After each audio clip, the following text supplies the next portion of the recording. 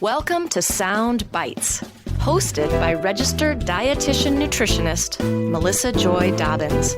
Let's delve into the science, the psychology, and the strategies behind good food and nutrition.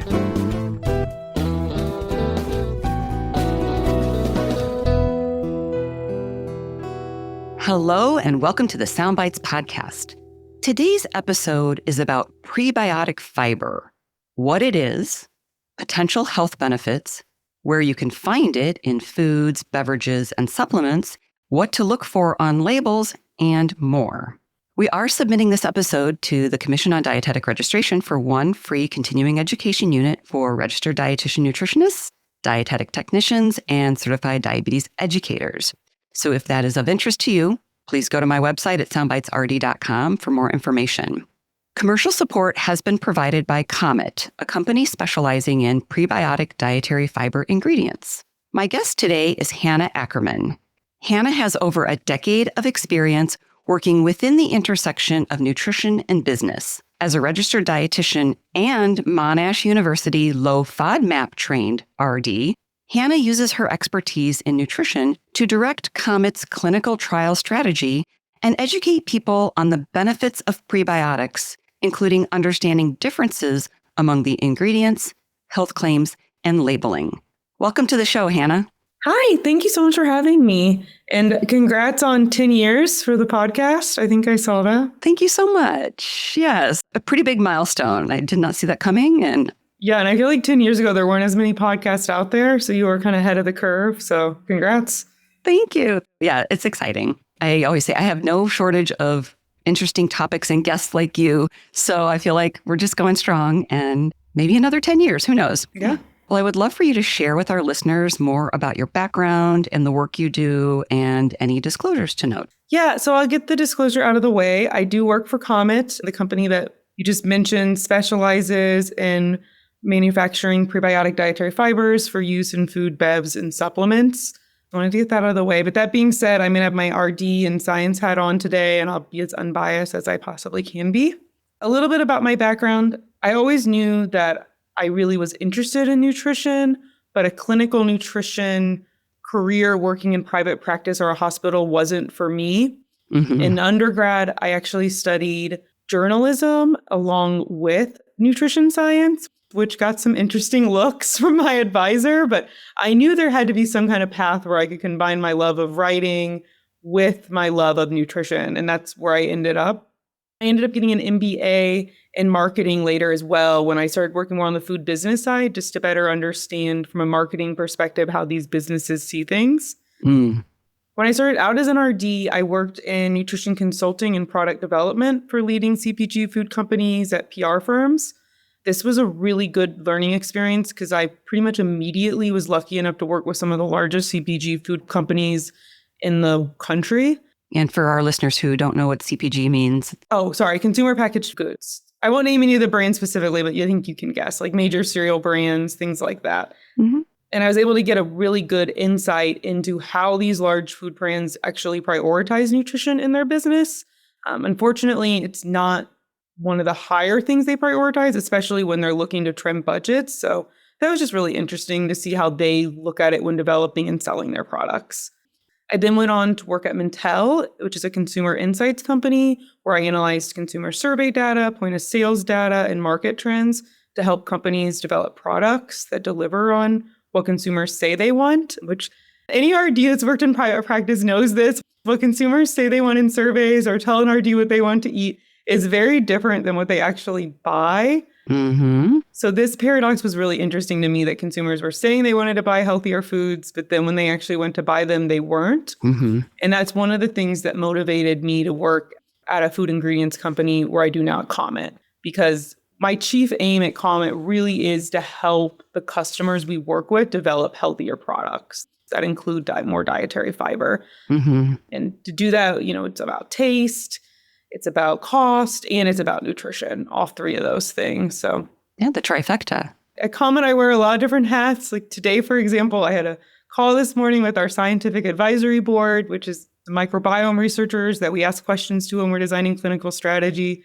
Now I'm talking to you on a podcast, And then this afternoon, I have a call with our marketing and sales team about SEO for our website. So wow. I do a lot of different things, which I really enjoy. And I think in general, a lot of RDs are good at that, like wearing multiple hats and juggling nutrition along with other priorities at companies.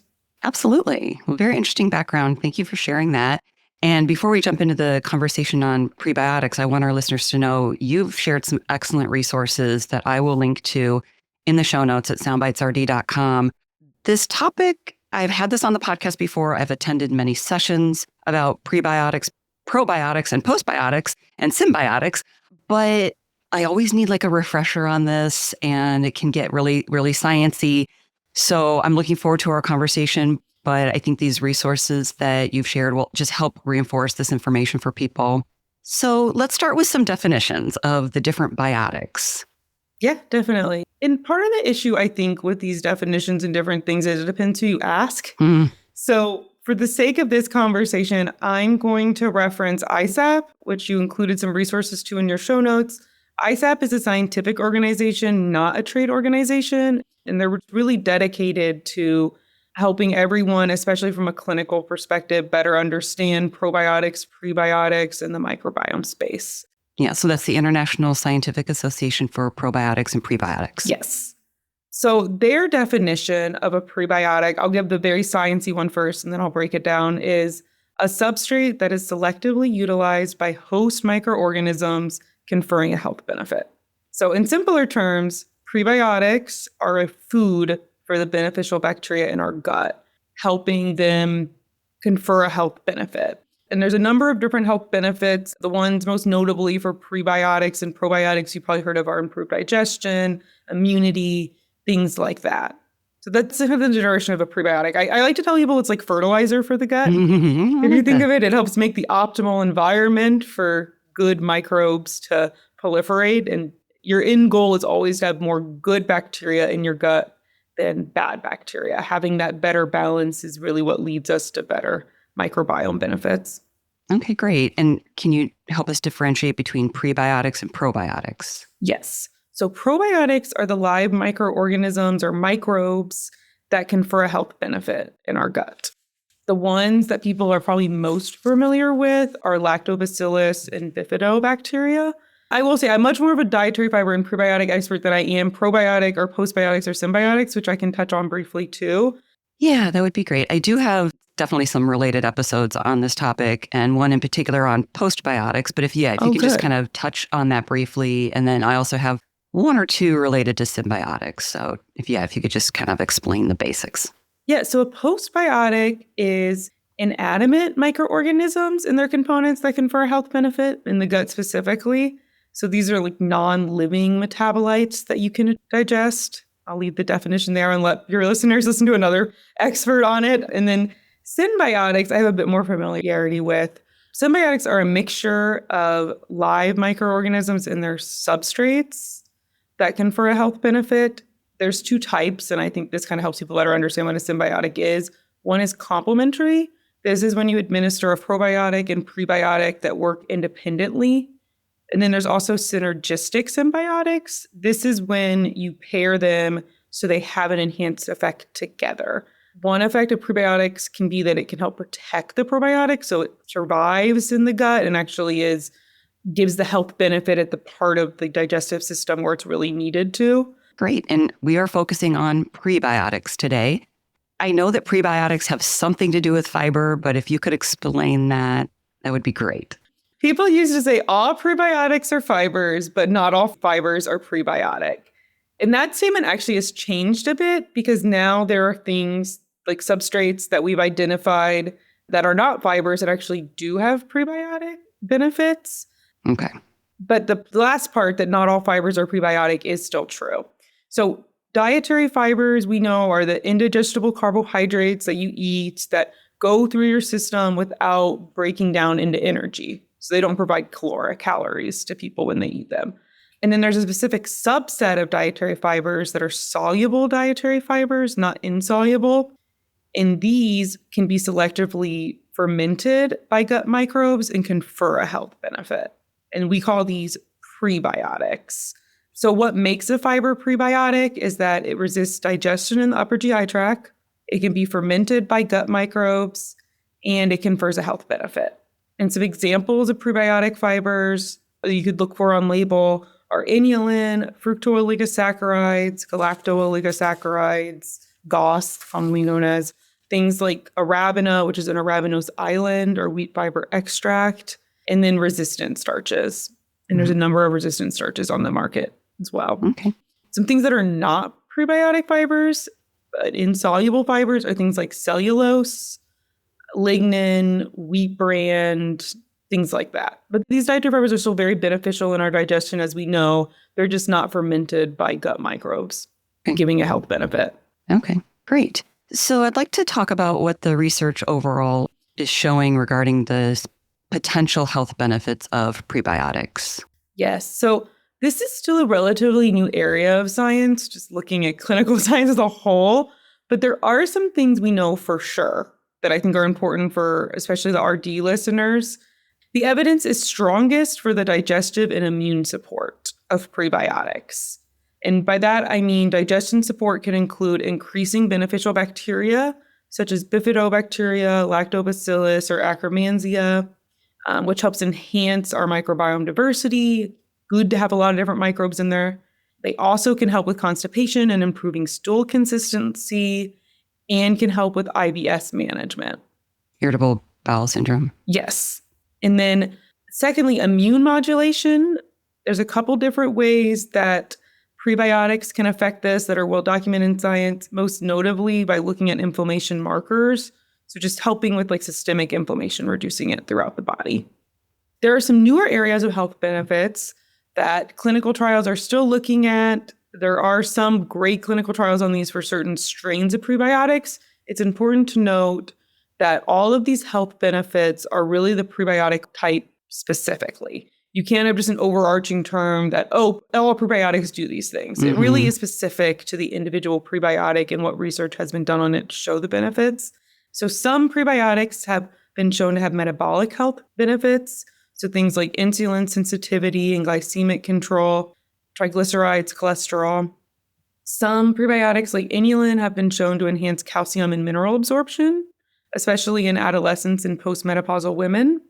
And then a really interesting emerging area we use mental health, that we call psychobiotics. So some prebiotics like GOS, there's some promising research on how they could potentially reduce anxiety and improve emotional processing via the gut-brain axis.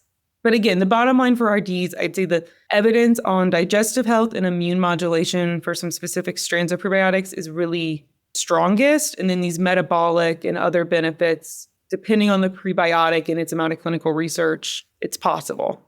Okay, yeah, I think that's one of the reasons it can be confusing, but it makes perfect sense that different strains and different types of prebiotics would have different potential health benefits, and that the research is the strongest in regard to digestive health and immune health, but emerging for mood, depression, things like that, right?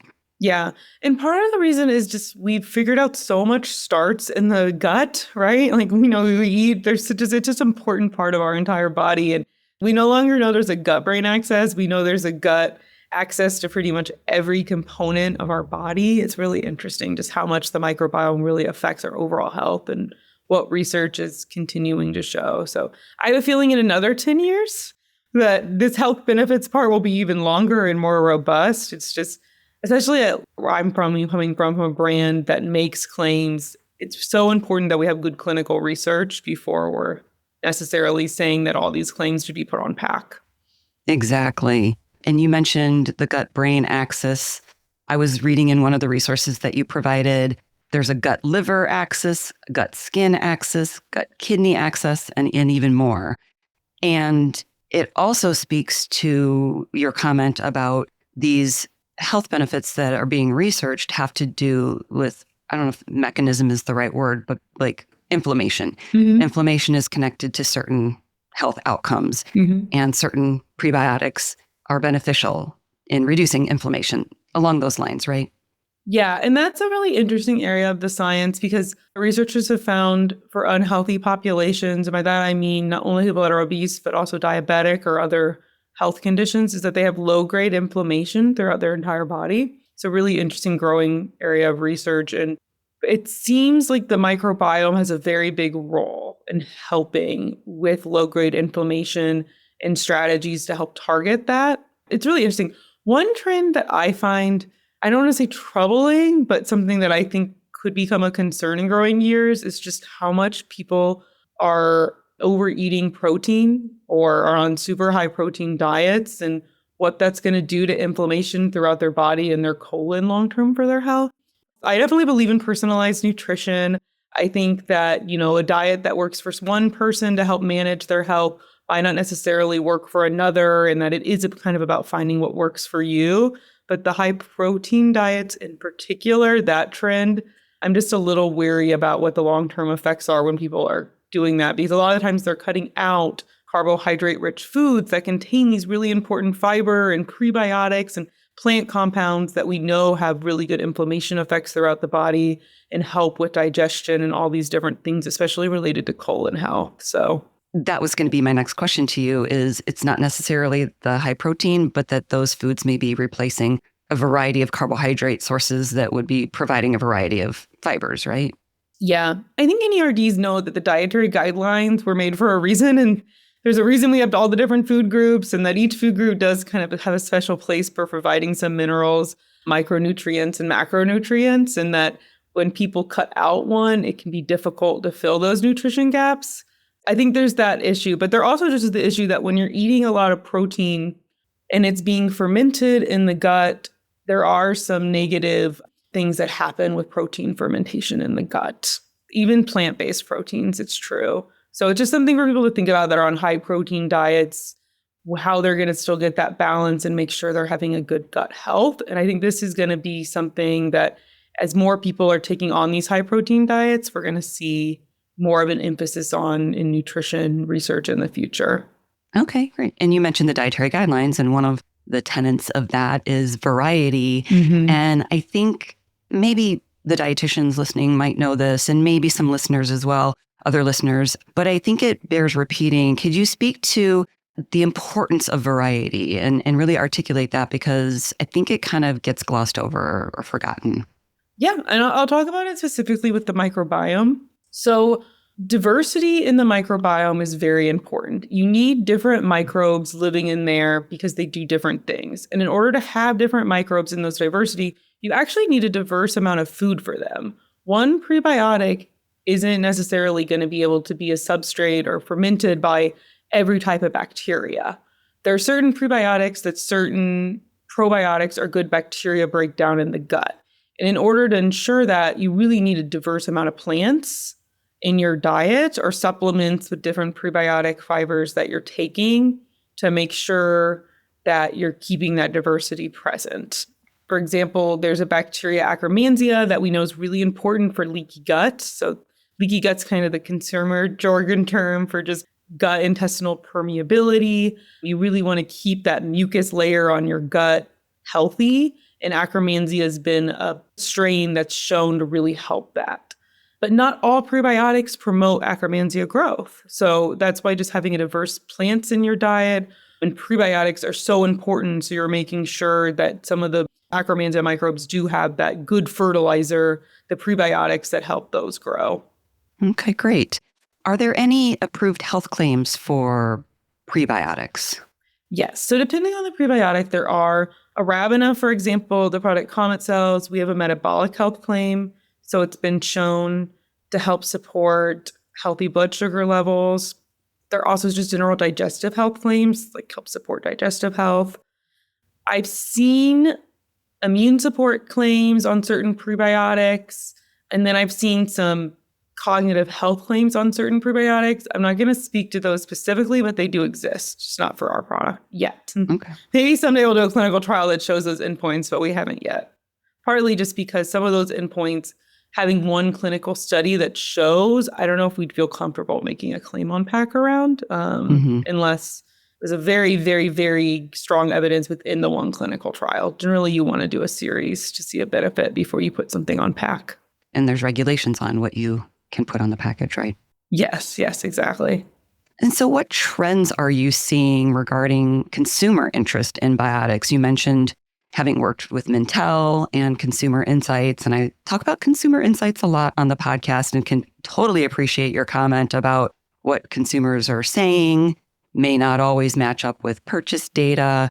And I always say, usually doesn't match up with what we're seeing in the media and social media. But I know that you have like a trends report or something regarding consumer interest in biotics. Yes, actually, that'd be great if we could link in the show notes to a link to Comet's trends report. Sure. So one thing our customers find really valuable is that our marketing team does keep a pulse on what's happening in the microbiome space and what consumers are searching for on Google, what they're looking at on TikTok, and then we do look at point of sales data and new products that are coming out on the market. So we use all 4 of those things to help us guide. So we're not just totally dependent on what consumers say in a survey, because we know that's not always the most accurate. Just overall, one trend that we're seeing is that people are becoming a lot more proactive with their health. That's great. Especially as boomers and Gen Xers with healthy aging, they're becoming much more proactive. Even Gen Z prioritizes healthy aging. I've seen some research reports on that, which is so interesting, just how they've differed from millennials and how they're spending their 20s and prioritizing their health. According to Innova Trends, nearly 3 in 5 consumers say they're proactive or tend to be proactive about their health. And within this, gut health is a key area where people are proactive. And consumers are realizing that gut health and the health benefits go beyond just digestion. And they're really looking for scientific-backed claims.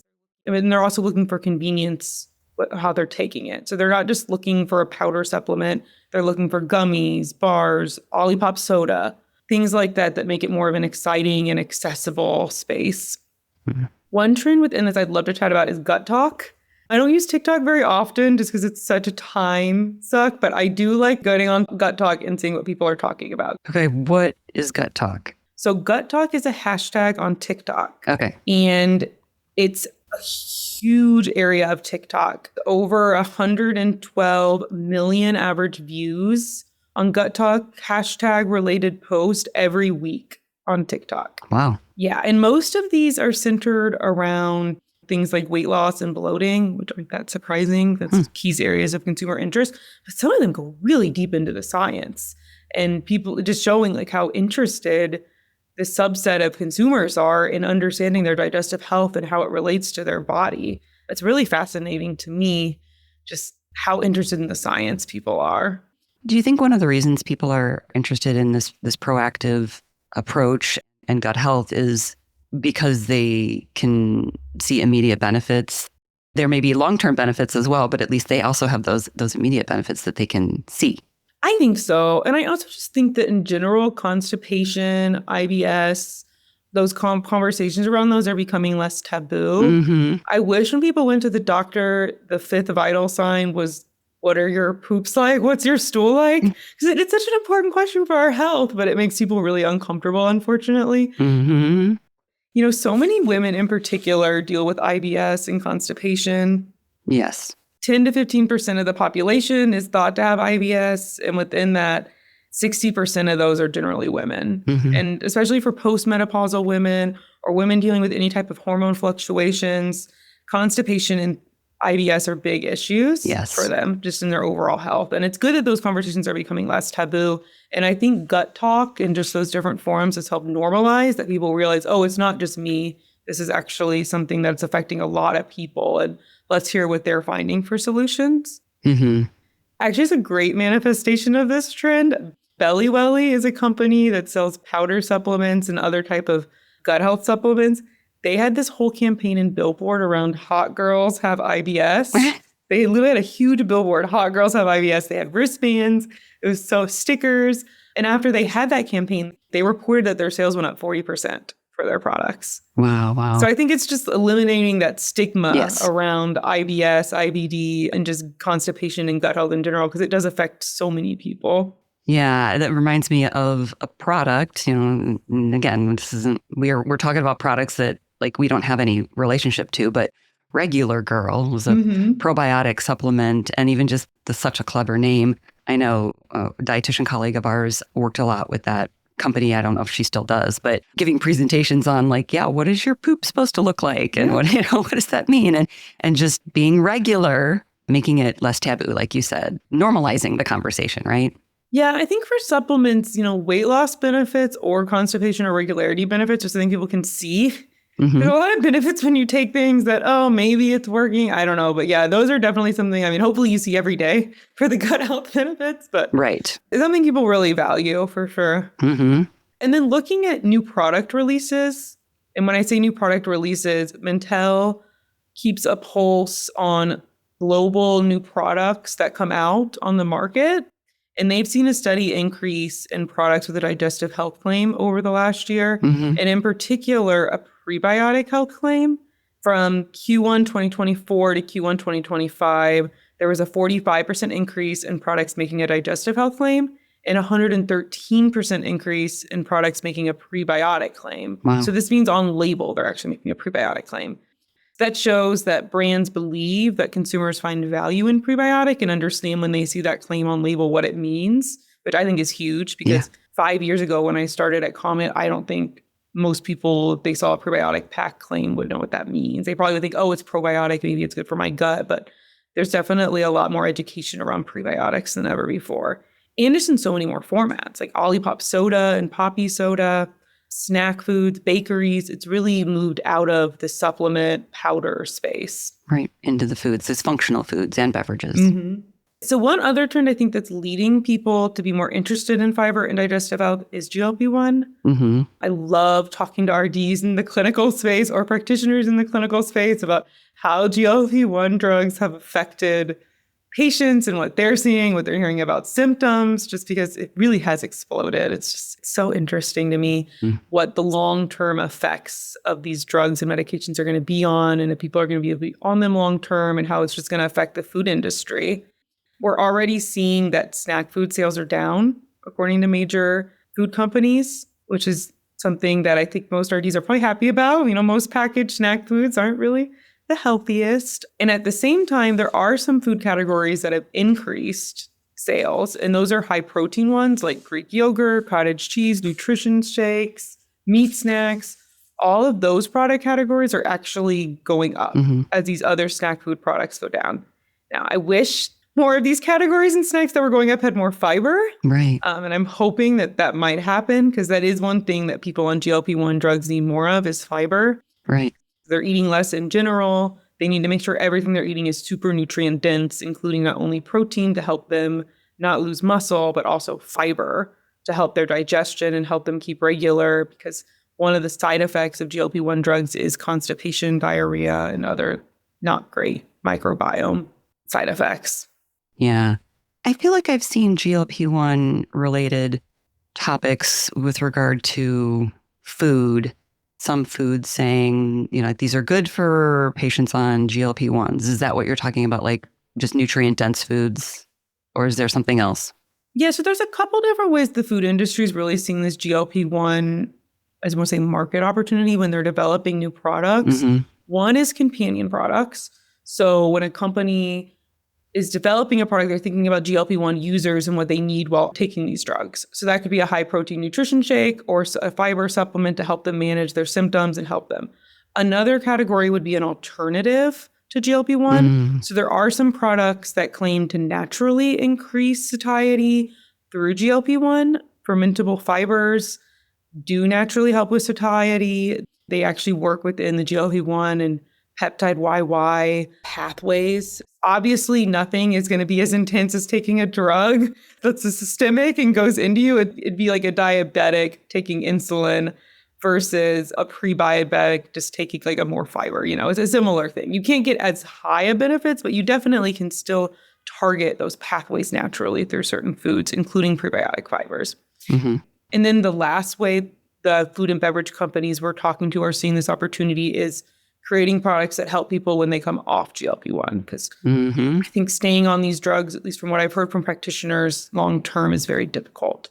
But people are very motivated once they've lost weight on the drugs to keep the weight off, and they're willing to invest in their health and invest in products that help them keep those positive benefits they've seen from the drugs. Yeah, keeping the weight off is a conversation that I think is just beginning in relationship to the GLP-1 conversation. I actually have a related episode on that. I actually have a lot of related episodes to several things that we've been talking about.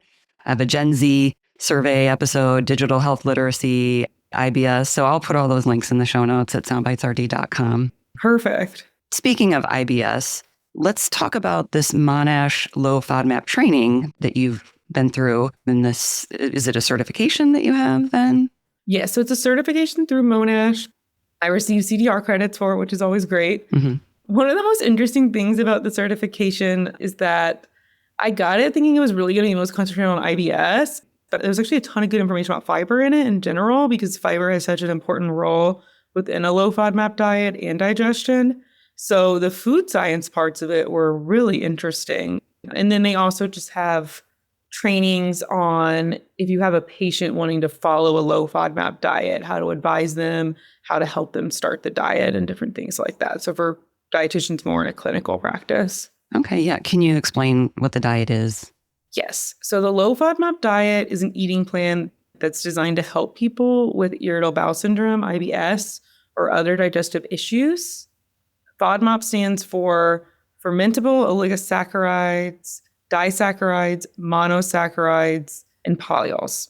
And essentially what all these are short-chain carbohydrates that for some individuals are poorly absorbed in the small intestine and rapidly fermented by gut bacteria. And what all of this does is it draws water into the gut and produces gas, which can lead to bloating, cramping, diarrhea, constipation.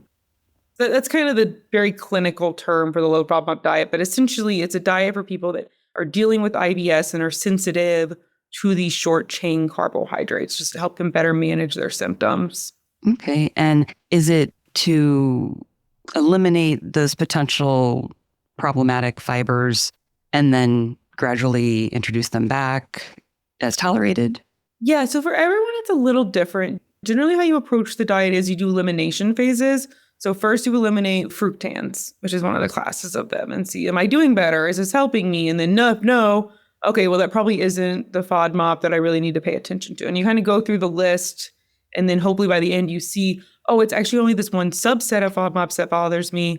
So I don't need to eliminate every FODMAP, because eliminating every FODMAP from your diet would be, in my opinion, really difficult, just in terms of being able to eat a normal diet when you're eating out or snacks or anything. It'd be very hard for, I think, most people to manage doing that. And also you need to stay out on some good nutrients too that are in some of these. Mm-hmm. Yeah, so we know most people are not getting enough fiber in general. I think the statistic is 9 out of 10 people, probably me included, are not getting enough fiber. Do we know, are there any statistics on prebiotic intake? I mean, there's no RDA for that or anything, but do we know probably going to fall in line with fiber intake? Yeah, I'd say it probably falls in line with fiber intake. Unfortunately, a lot of fiber people get are insoluble, and it's the soluble fiber that has most prebiotic benefits. So I say it's even lower, unfortunately, which is why I think most people would rather have functional foods or eat most things from foods. But supplementing with prebiotics is important for some people because it is difficult to get enough from your diet alone. We don't eat as ancestral we used to eat. We eat a lot more processed food where fiber, unfortunately, is taken out of a lot of the things we eat every day. So we have to figure out a way to get it put back in. Yeah. And that's one of the, I think, opportunities of quote unquote processed foods. And I know that some products are putting fiber into the foods, and that is good. But I also hear from patients, and I've had this issue myself, is that they struggle with some GI symptoms when they eat certain prebiotics or certain foods that have prebiotics in them. So could you explain why that is? And maybe there's some that it can be more problematic than others. Definitely. So some prebiotics are oligosaccharides. And if you remember what FODMAP stands for, oligosaccharides is the O. So for context, oligosaccharides can be fructans, so FOS, or galacto-oligosaccharides. And both FOS and GOS are high FODMAP, meaning they're poorly absorbed in the small intestine and can lead to bloating, discomfort, especially in people with IBS, even people without IBS. If they take a lot of these at one time, if you've experienced it, you know, it's not fun. So probably one of the most common fructans is inulin, which is in a lot of products that have high fiber claims. I'm not going to name any specifics. I don't want to disparage any brands, but if you look on pack of a lot of things that say fiber, you'll see inulin. It's also labeled as chicory root or Jerusalem artichoke. And inulin's naturally found in garlic, onion leeks. There are also some natural sources for it, but generally you find it added to a lot of processed foods. And it's really unfortunate because often people's first experience with prebiotics are inulin. And if they have a sensitive stomach and taste it, they're like, oh my gosh, I never want to try a soda that says it's prebiotic again. I had such a bad episode from that because they just lump all prebiotics together. Right. But not all prebiotics are oligosaccharides. There's longer chain prebiotics that you can look for on label that are low FODMAP friendly and are not going to give you those negative GI symptoms. Okay. What to look for on pack. Is there a low FODMAP friendly claim on it? Because then you know if that prebiotic fiber doesn't fall into that oligosaccharide classification. Is that like a seal or is it just like a statement? So it can be either way. There is specific certifications, like Arabina has a certification low FODMAP friendly. Monash has a certification low FODMAP friendly, and they have an app where you can look through different products that are low FODMAP approved.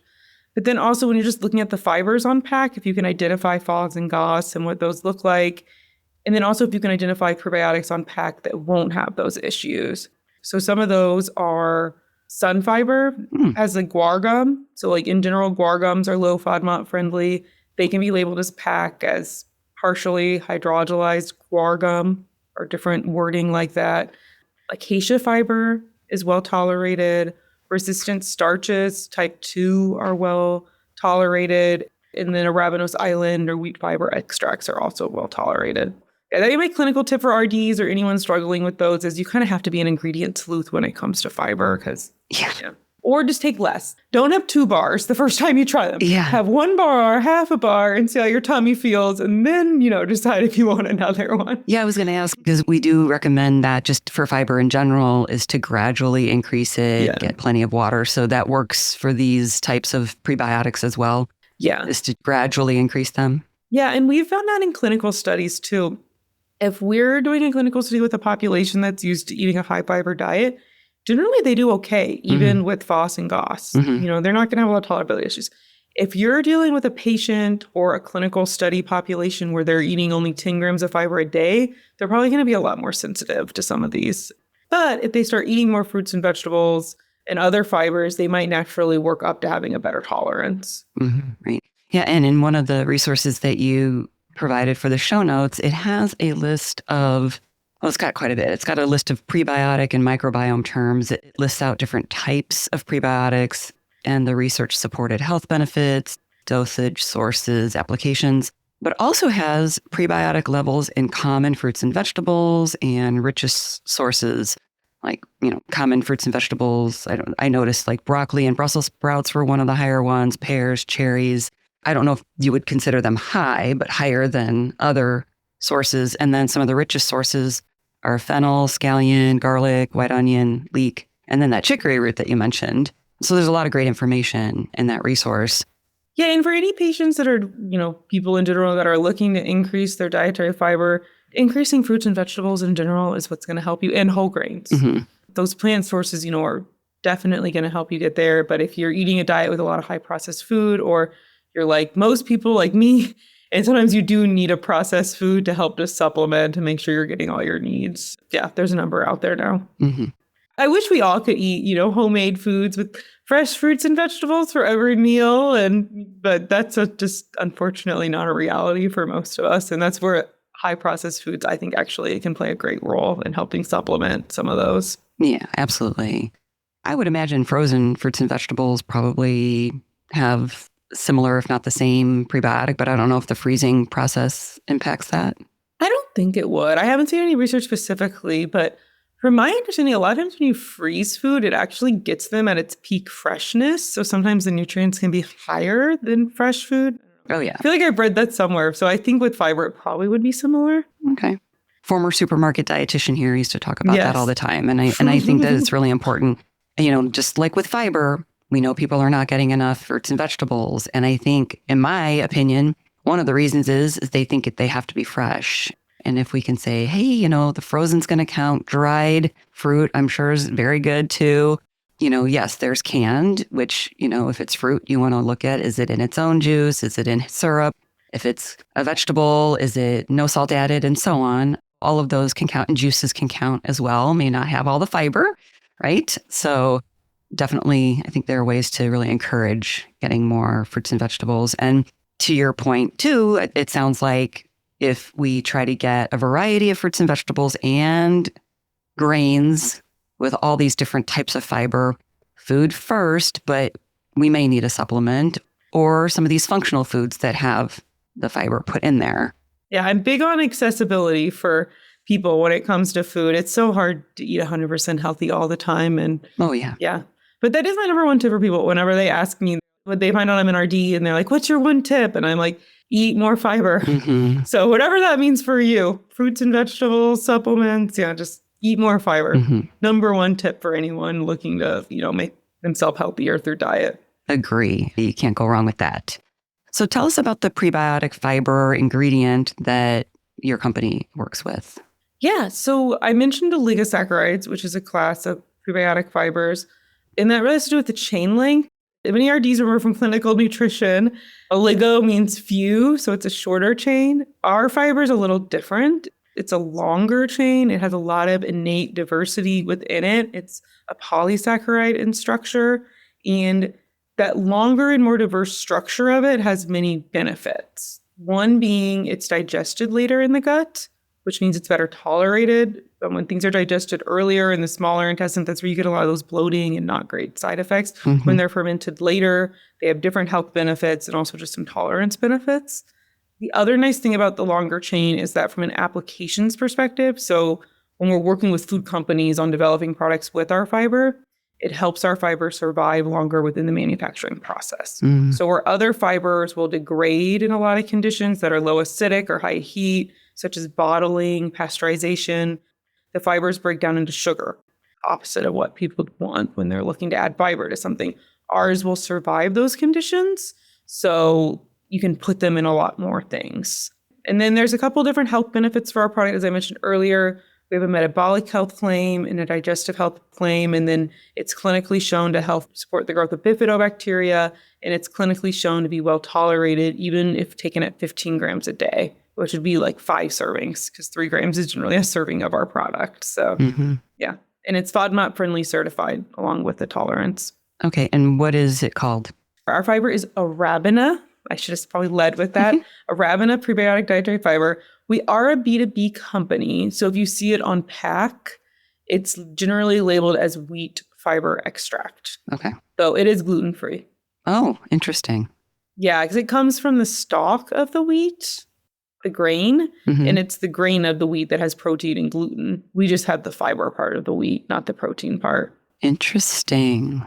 And I understand that there's like this upcycled technology used to make it. Do you want to talk about that? Yeah. So that's actually probably the most interesting thing about our company is from how it was founded. Our founder developed this technology where he saw all these wheat stalks and crop leftovers being left after harvest. And he thought there has to be a better use for this. There is nutrition in these things being left behind. We just need to figure out a way to extract it in a profitable way. And he did. And he stumbled upon arabinose island, which is the fiber that arabina is mostly made of. And arabinose island has a lot of different health benefits. It's been well studied, but unfortunately, there wasn't a way to produce it, isolate it easily until he was able to use this upcycling technology that he developed to harvest it. Interesting. So yeah, it's upcycled certified, which upcycling is a really interesting trend within the food industry. I think companies are being more mindful of the waste left behind when we produce food. So an example of upcycling would be when you make orange juice, the orange peels, or all the fiber that's like just being put on the side of the manufacturing. What can we do with that? And there are uses for it. So that's an example of upcycling if someone were to do something with the fiber and orange peels left. It's different than recycling because upcycling takes something and brings it to a higher state, so a higher value thing, versus recycling, you're just reusing it in any way. Okay, very cool. Is there anything else that you wanted to share, something that I didn't ask that we should touch on, and also some bottom line takeaways? I guess the first thing I would say is I know a lot of your audience are RDs, are practitioners, and I really hope that RDs are going to be the go-to expert area for microbiome nutrition, prebiotics, probiotics, symbiotics, everything, just because it really can be a confusing area for consumers. And unfortunately, there are a number of products on the market that probably have dubious health claims or overstate their health claims. So I would advise anyone really interested in their gut health to talk to an RD or use RD resources or some of the resources you use in your notes to understand these things. I wouldn't advise anyone just to get on Amazon and type in probiotic or something, because what you get may not always be the high quality ingredient you really want to have benefits. And I hate to see people try one prebiotic and then discount the entire category because of that experience. Mm-hmm. So something else I'm working on that maybe I'll share with you when it comes out, but we're about to publish some of the research we've done on our product in different settings. And it's a really interesting trial design because it just shows how different prebiotics can have such different health benefits and microbe and metabolism benefits within a gut. So that research will hopefully be published by summer. So I'm really excited to share that because I think it just helps reinforce the state that not all prebiotics are equal and that there really is unique, diverse benefits, which is why we need a unique and diverse amount of them. Excellent. Yeah. Once that's published, send it over to me and I'll put that link into the show notes after the fact. So yeah, we can always add to those anytime something new comes up. Well, like I said, we have some really great resources in the show notes at soundbitesrd.com. There's the comet-bio.com website. There's a section on that site with the science, a news section. The trends report will link directly to that. You can follow Hannah on LinkedIn. And these three resources, the one that I've talked the most about is this GPA, which is the Global Prebiotic Association Healthcare Professional Guide to Prebiotics. It's chock full of information. There's the ISAP site, the International Scientific Association for Probiotics and Prebiotics. And then you even have the International Probiotics Association linked to infographics, fact sheets, and documents, which I think would be really helpful for both healthcare practitioners and consumers. So all of that will be in the show notes. Hannah, thank you so much for coming on the show and educating us on everything prebiotic. Yeah, thank you so much for having us. It was fun to chat there. Absolutely. And for everybody listening, as always, enjoy your food with health in mind and some prebiotics. Till next time. For more information, visit soundbitesrd.com. This podcast does not provide medical advice. It is for informational purposes only. Please see a registered dietitian for individualized advice. Music by Dave Burke, produced by Jag and Detroit Podcasts. Copyright Soundbites Inc., all rights reserved.